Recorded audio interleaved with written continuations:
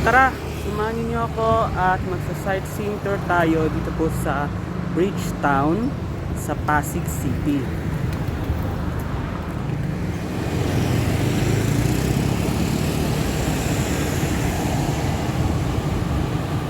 Sa ating vlog ngayon ay papasyalin natin for the first time itong isa sa mga mixed-use development sa Pasig City, which is ang Bridgetown.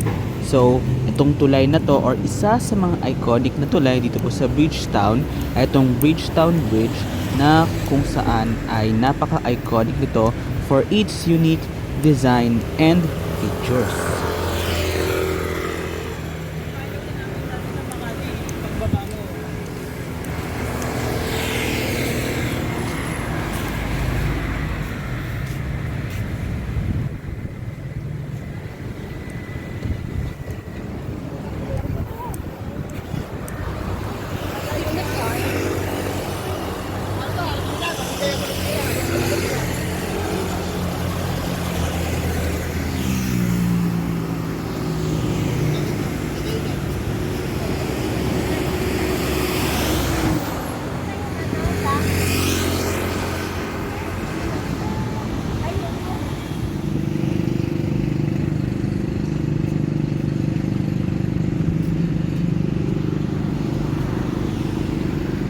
Once na makatawid tayo dito sa tulay ay makikita nyo itong iconic na The Victor statue dito po sa Bridgetown.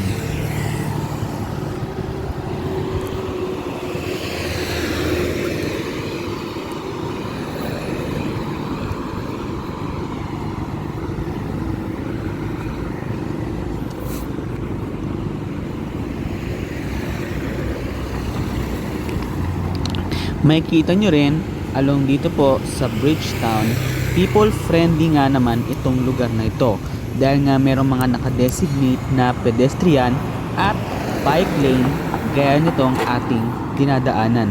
Pero so far wala namang bike na dumadaan kaya napadaan tayo tuloy dito. Pero tuloy-tuloy lang mga katropa ang ating pag-explore dito po sa Bridgetown, Pasig City ngayong napakagandang hapong ito.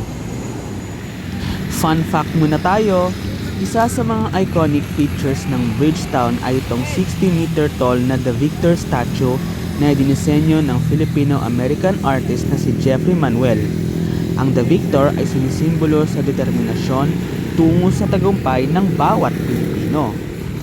Dahil nga ito ay isang mixed-use development under the Robinsons Corporation, marami din ang mga kaabang-abang ng mga features, gaya na lamang ng mga hotels, malls, residential areas at marami pang iba.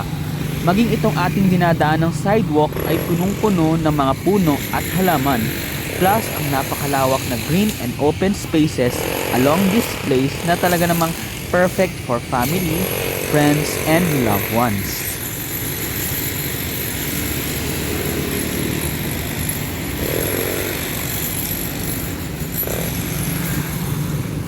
So ngayon guys, time check natin is 4:54 na ng hapon.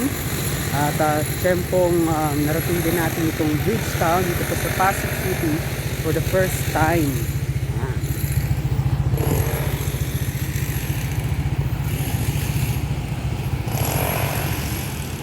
So meron ding mga food stalls o night market dyan din po sa Bridgetown. So hindi talaga kayo magsasawa na mamasyal dito sa lugar na ito. Especially ng mga taga Pasig, talagang napakalapit lang sa kanila itong Bridgetown na madaling puntahan, very accessible, and people friendly talaga. So I guess itong napakalawak na damuhan ito soon to be ay tatayuan din ito ng building balang araw in the near future. Gaya na lamang ng building na yan na kung saan marami ng mga tinatayong mga mixed use building dito po sa lugar na ito. So napakalaking tulong talaga nito for creating more opportunities, syempre business, local economies, and tourism as well.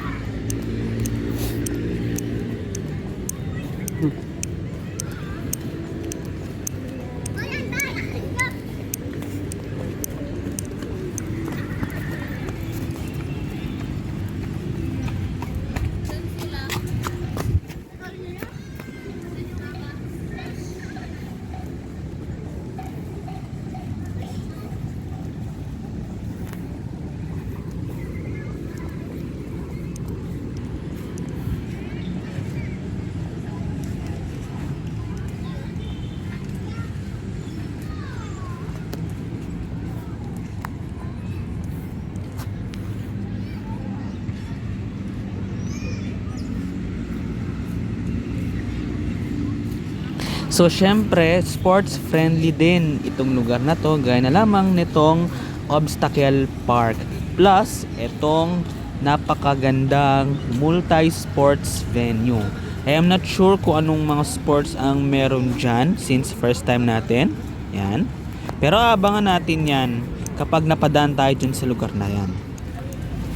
So it turns out to be a football field. Ayan. So yan yung pinaka-football field nila dito po sa Bridgetown. So sa mga mahilig mag-football dyan or gustong maglaro ng football, dahil nga naman napakasayang maglaro ng football in my personal opinion and in my experience as well, a perfect place din itong lugar na ito. Dahil nga meron din silang football field dito po sa Bridgetown.